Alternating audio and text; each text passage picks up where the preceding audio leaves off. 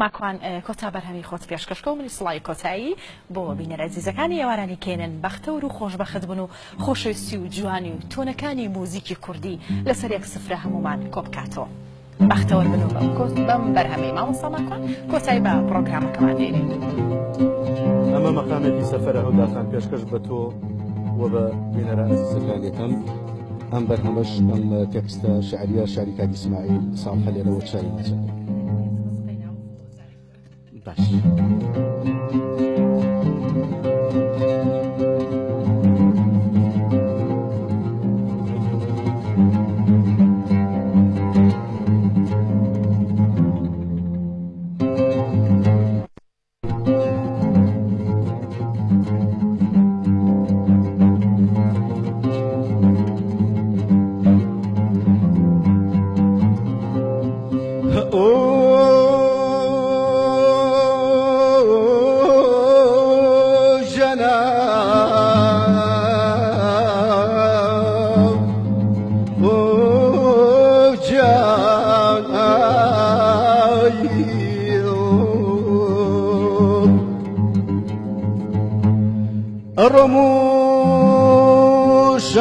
رموشار بچه دلم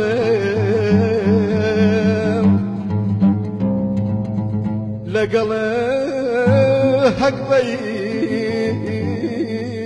خمكان اسمعني هرمينتي سراپاک یابنی ستاندم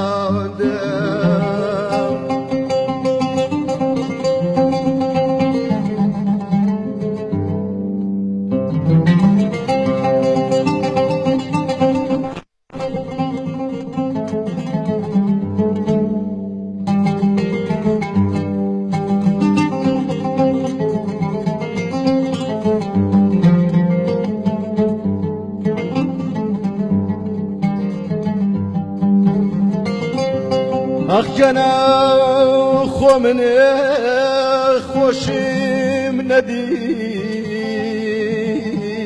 يا شوي بخمت شاولك بني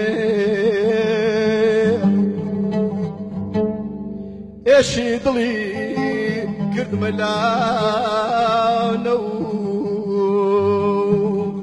أزار وضلي بسويم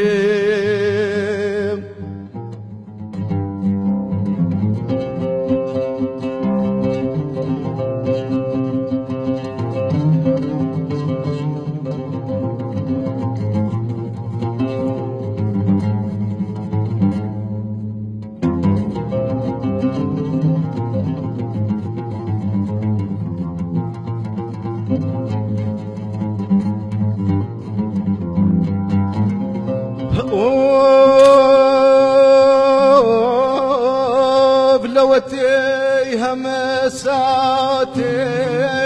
يا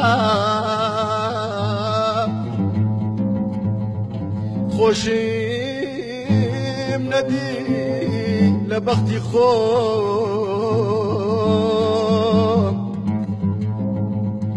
شي أزاري أمشاريا